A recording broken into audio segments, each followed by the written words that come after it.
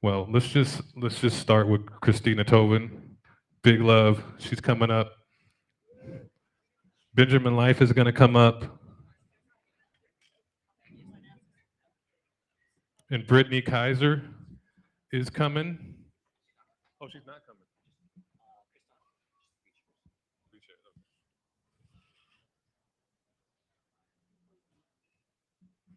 Hey, Karla. What's happening? You look so beautiful. Oh, I love that necklace. Look at this shining lady. Yes, in the middle.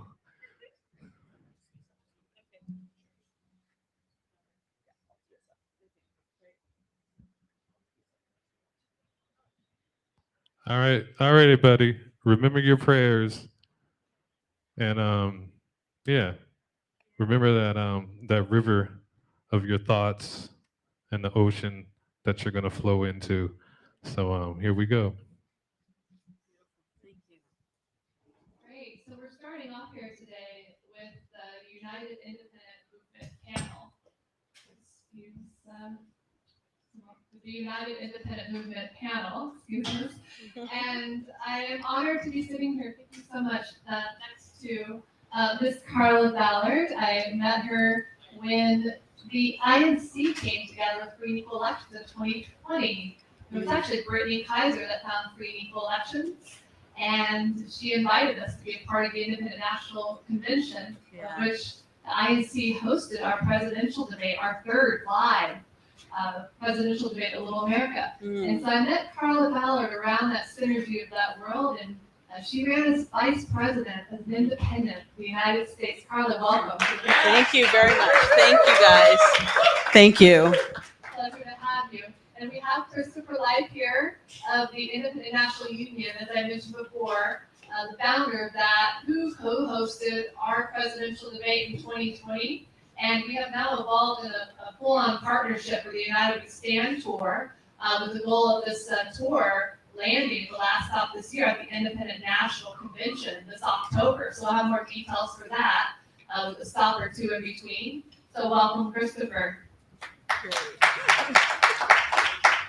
So the concept of this panel today is that it's time for the fragments of the U.S. independent sector to come together as a cohesive movement with a clear agenda, vision, and message. We'll be discussing some of the components that can help this emerge powerfully over the next years. So we have a couple questions I want to start off with, and Karla, if you could start with our first question. What are the highest leverage initiatives and opportunities that can help build a united movement? What do you feel? Well, first of all, thank you both for committing to this movement because it's not easy. And these things certainly don't happen overnight. When I think about where we are today, we have been talking a lot about the division. Sometimes I like to talk about asset framing words because I do truly believe in the law of attraction.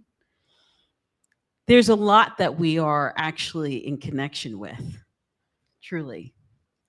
And when I think about some of the first things that we would have to do to begin to, on a grassroots level, ignite the spirits that have been so quiet and in many ways intimidated by the duopoly, is giving them an open space to say, I'm present, I'm here, count me in.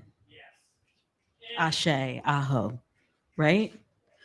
And if we can create an environment in which people can start to see themselves and feel confident enough to say, here I am, my brother, my sister, then we get to take a ride like we've never seen before. And I'm so grateful that my brother, Brock Pierce, and I, a lot of people think we just met, but we didn't. We've known each other for over 8, 9 years. We're part of a tribe I like to call our tribe, Summit Series. And Summit Series is this beautiful place where we convene in Utah. But even prior to that, we used to get together in Miami and all parts of the country. But what was powerful is that we all had a voice to just chill and be with each other. So I think the fact that we're convening in this type of environment, if we can do this and replicate this locally, right? Talk about getting together in a local space, create those ecosystems where people can connect. So that's number one. Number two, I used to be on the RNC committee under Bush. A lot of people get shocked when they hear that. But I also started a civil rights organization, one of the largest in the country, the first state of Delaware, called the Urban League. People are confused. Well, what are you, Karla? You see, I live in a DNA that represents Africa, represents the Shawnee and Cherokee, and represents Europe. I am the fifth generation granddaughter of Vice President Aaron Burr. I am a Nigerian descendant. I do completely recognize Turtle Island, that we're sitting here today. See, my DNA just completely acknowledges the fact that we are truly one. My fifth generation grandmother was from Calcutta. Some people might think I'm confused. I'm not. Truly, I'm just a manifestation of where I believe we're going. And in that case, so when we think about how is it that then we create space for that existence to truly get us to the next point of reference that can help our cities and our municipalities and our governments to do better, we have to recognize first that we come from a unified space, period. It's not about color, what's in a crayon box, but it's about the land. And somehow we're all truly immigrants to this particular land, right? So now we're here. So now what do we do? And if we want our streets better, if we want our educational system functioning, if we want blockchain voting, if we want these things, then let's start to educate ourselves about what the possibilities are. So as we come together, I think we need to be very grounded in educating what are those challenges that we're trying to create solutions around. So those are the first two I would respond with. Thank you so much, Karla. I have here as a question, this one I'm going to take. This one, boy, I could go into some detail. What are the challenges to uniting independence? Well, I think it starts firsthand with the challenges of really running for office outside of the current two-party duopoly. At 17 years of age, I saw my father knocked off the ballot. He ran for governor, and he challenged the State Board of Elections. The hearing officer recommended to be placed on the ballot. He actually sued the State Board of Elections directly out of pocket, went to the Supreme Court. He lost it, but election law expert Richard Winger of Ballard Access News, who has testified in over 300 cases, about maybe 350, 400 now, about our election laws in the last 40 years, he called me the silver lining of 98, and that happened to my father. And 4 years later, he ran for lieutenant governor. I found myself becoming this ballot access coordinator and successfully got him on the ballot. And for almost a decade before starting free and equal elections, aside from moving to Bali for 3 years, 10,000 miles away, that was pretty nice. But in Chicago, around the Board of Elections, I saw corruption deep within the Chicago board. I have been around the Rahm Emanuel, the Michael Madigan, the Barack Obama, you name it, that whole faction out of Chicago. I've seen them manipulate the machines to keep, when you go through the challenging process of defending signatures, to keep candidates off the ballot. The writing was on the wall to me when I saw Barack Obama run for Senate, and every single competitor that he ran against was knocked off the ballot. Every single one. The system is flawed. It has a lot of room for improvement.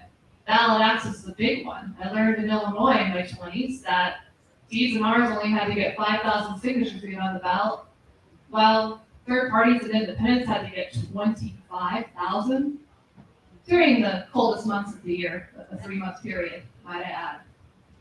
And so from that point on, I transitioned and was hired for an independent presidential candidate in 08, Mr. Ralph Nader, and I would have done it for Dr. Ron Paul. He stated the number one reason he didn't run as an independent was because of the restricted ballot access barriers.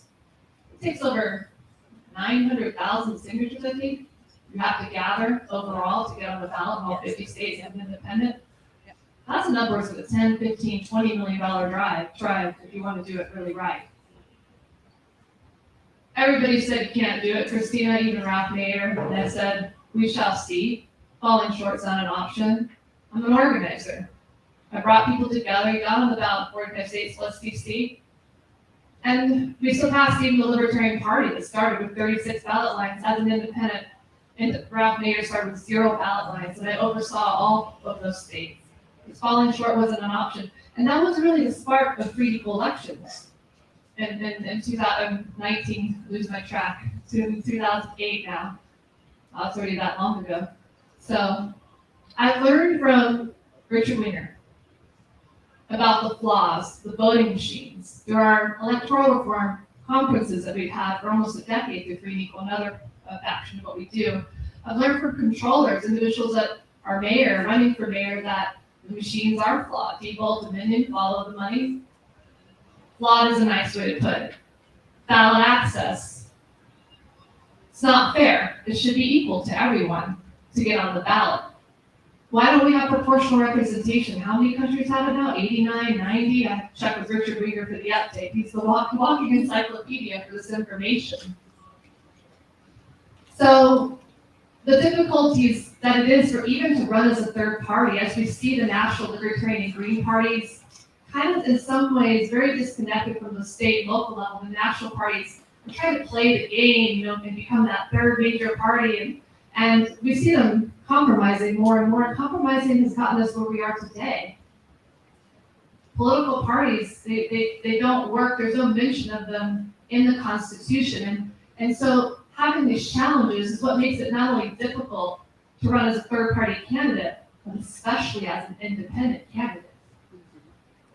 So that's when it became clear to me that, okay, we have challenges to uniting independents, but we shall overcome. How do we overcome that? And that really spearheaded and really was a spark, the creation of free and equal elections. I could see when 9/11 happened, the Patriot Act came about, the NDAA, the writing on the wall, what was happening, and where we're at now, what has happened in the last couple of years, to me did not come as a surprise.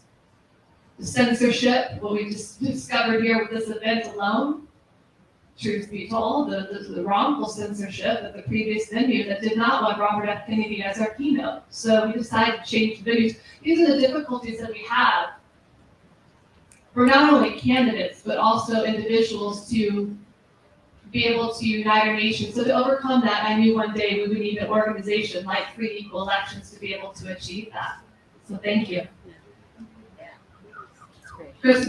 Yeah, I was just going to say something real quick because, Brock and I would talk about the media as also a challenge. I will never forget, we were at a very well-known office of a PR firm in New York. And, as we were discussing how proud we were to run and to be a voice for the independent movement, it was so fascinating to see this firm of executives that have deep, deep relationships with the media immediately kind of let us know that this was definitely going to be a wall to get through, because I was disruptive in the sense that I was a woman, multiracial woman, that had deep roots in the Republican Party, deep roots in the Democratic Party. And it was very confusing. It was very hard for them to figure out a way and a story for to get me out there. That was a blocker. The fact that Brock was very focused on crypto and blockchain and all that, that was a blocker. So we will have to, and Christopher talks about this, Chris, you talk about this, have different tools from a media perspective to be the platform where independents can actually get their voices heard. I had friends of mine that absolutely disowned me. How in the world could you think about running against another woman of color? you know, and I was like, I'm not running against. We embrace the 16 indigenous guiding principles that our Uncle Chief Phil Lane speaks about. We're not running against anyone, we're running with everyone. We're giving you a choice. So that would be one of the other things I would mention, is that the media and having the ability to have a voice just come out there without the spin is also important, because we ran. I remember doing Walmarting. By the way, it's my new term, guys, Walmarting. So whenever you campaign, you Walmart. And so I made it into a verb. What we did was we had our campaign bus, and I just love talking with people. So I was able to get out, and it was like we were in a lot of red states, and they came up and they were like, "What are you doing?" You know.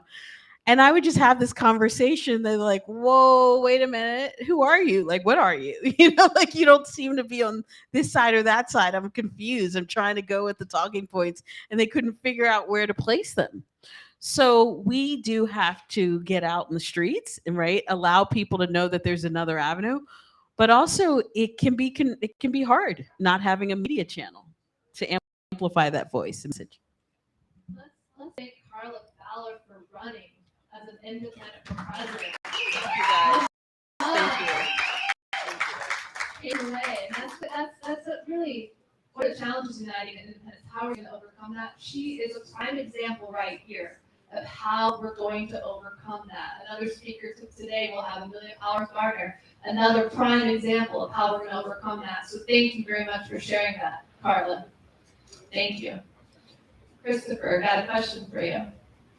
What becomes possible when 100 million independents in the U.S. are more united and organized?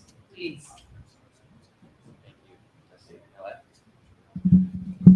Testing, great. Yeah, so just to circle back around to those first two questions just for a second, and then use that as a springboard to answer the third. You know, when I kind of started getting involved with the independent space, I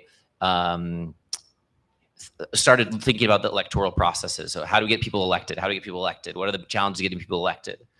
And kind of knocking on that door for a couple of years with my own thought processes. Just want to cut the chat right there, David, right there in the middle there. Sorry, you're distracting me.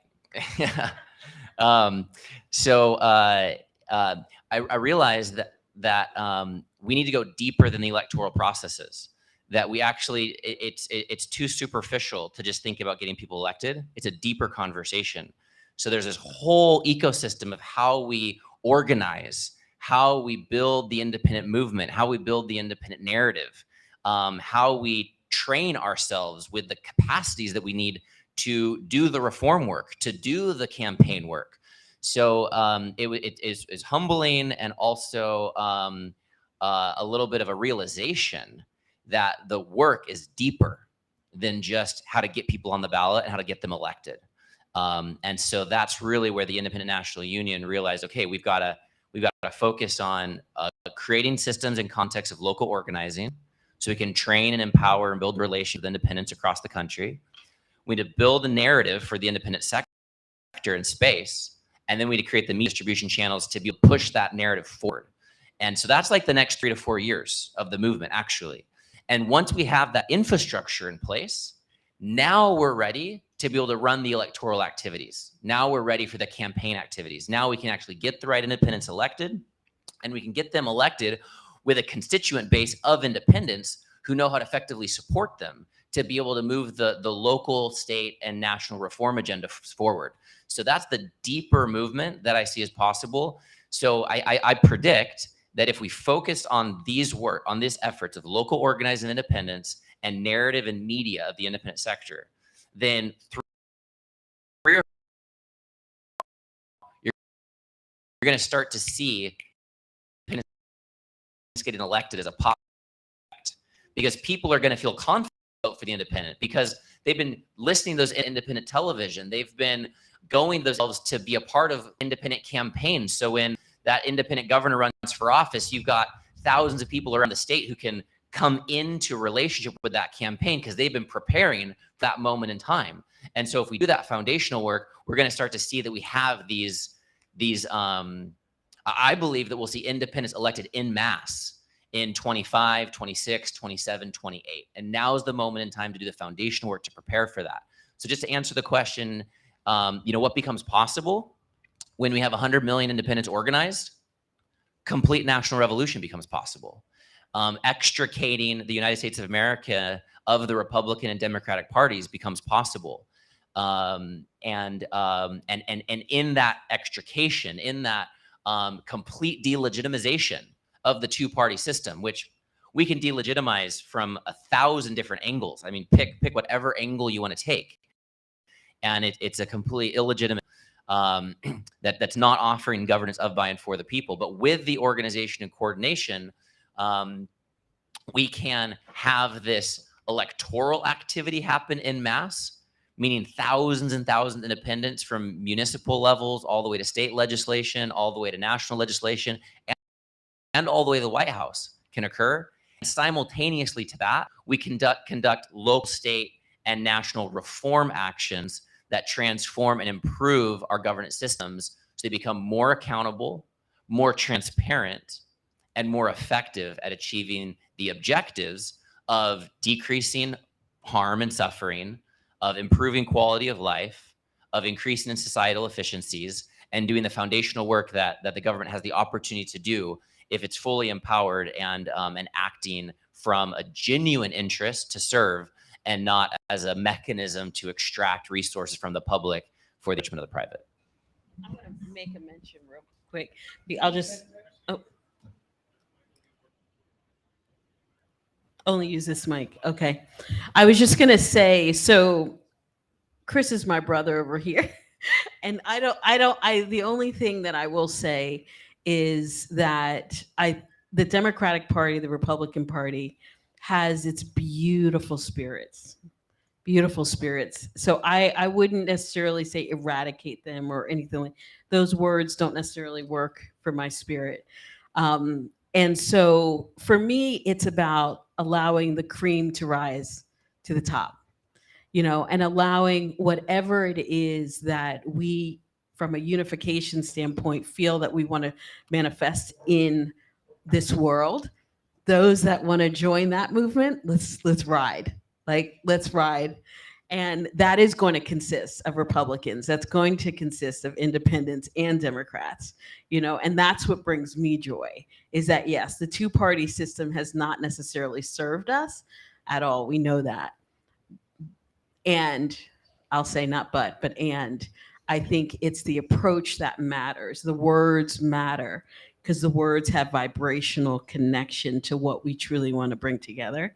So I'm really about unifying. I'm not interested in tearing anything down. I am about unifying, and however that looks and however people are led to connect with each other, let's do that. Oh. And I resonate with that. We're here to build the new paradigm. We have no ill will, no towards the past and what has happened. Let's choose to spend our energy on building the new paradigm. And what better way to do that than through music, right? I mean, I'm not a supporter anymore of political parties. I used to be in 2010 when I was the only female asked to speak at the National Libertarian Party convention. And about 30 minutes before going on stage, I was censored and told I couldn't speak about specific things.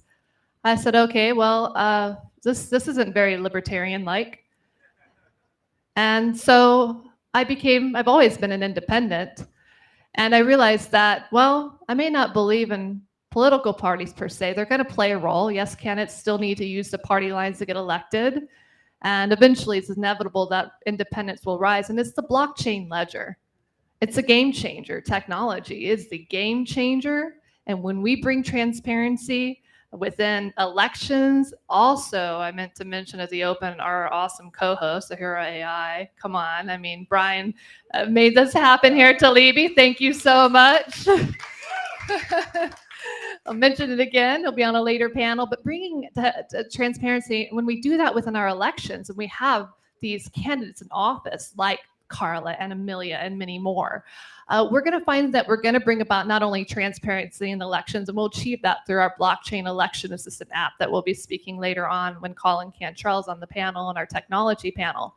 But when we do that, then we're going to be able to bring transparency in AI and space and so on and all. And this is not the free and equal elections, this is where we are now, but we're going to continue and plan to put this on a decentralized platform. It's truly for the people, this platform. So music is where it's at. And I say, let's come together. We have an actual party doing this. It's some serious work. We're in it for the rest of my life. I can speak for myself. And so thank you so much. And did you have a few more words, Karla, Christopher, please? Yeah, the time as well, where we're at on timing. Beautiful. So those are my final words of coming together and how it is so important. I love the words of John Lennon. You know, I always, my ringer on my phone is watching the wheels go round and round. There's that line in there that says, there's no problems, only solutions.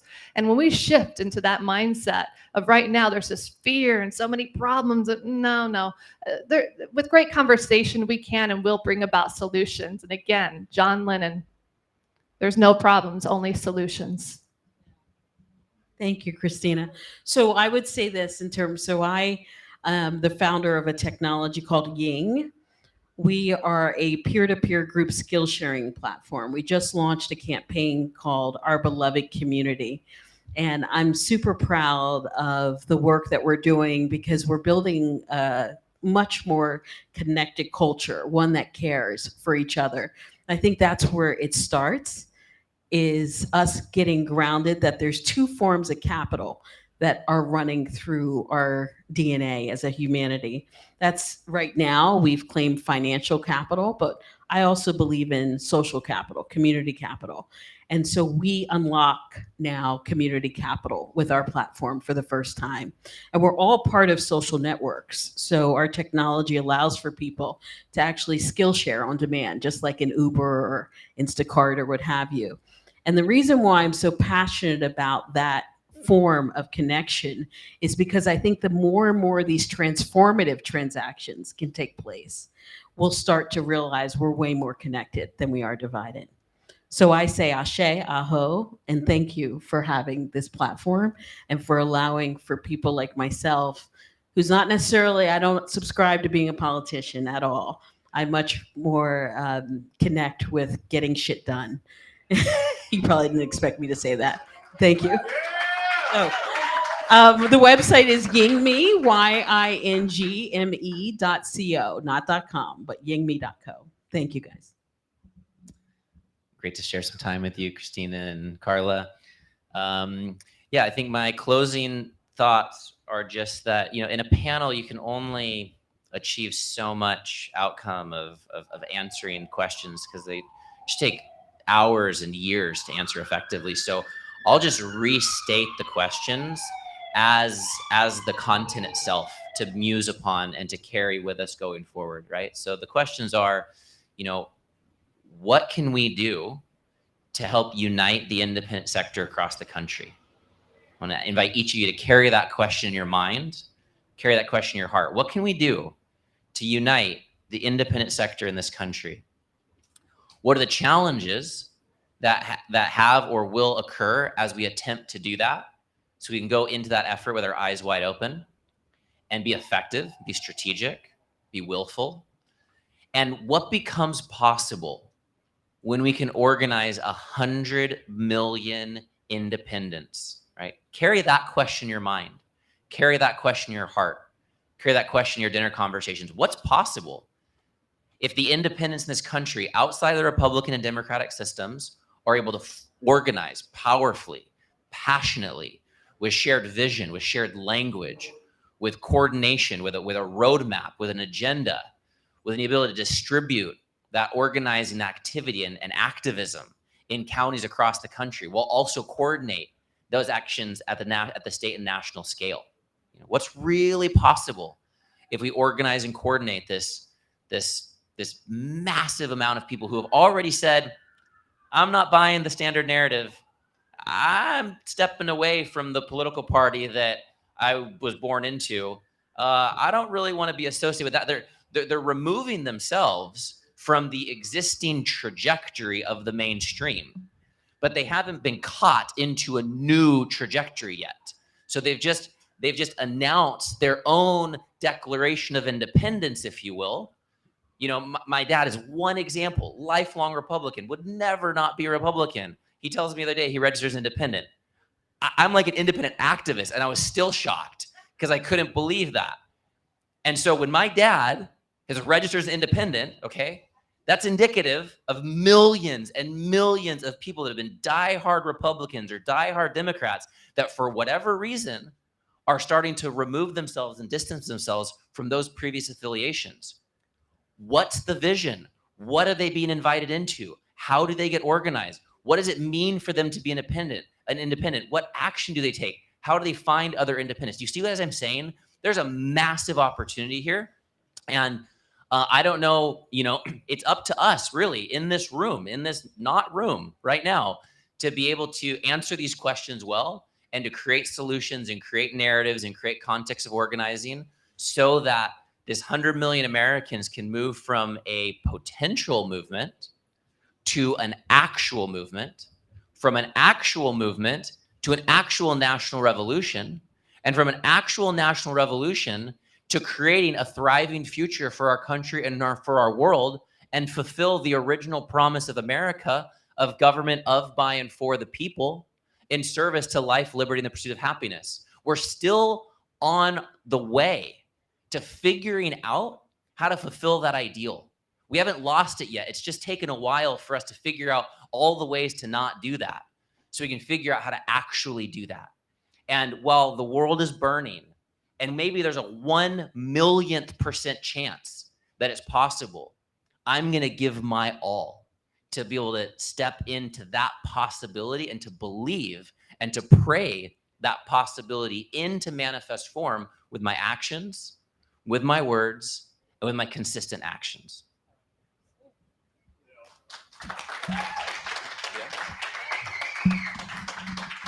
And that's a wrap. The United Independent Movement panel. Thank you so much, your panelists. To the panel.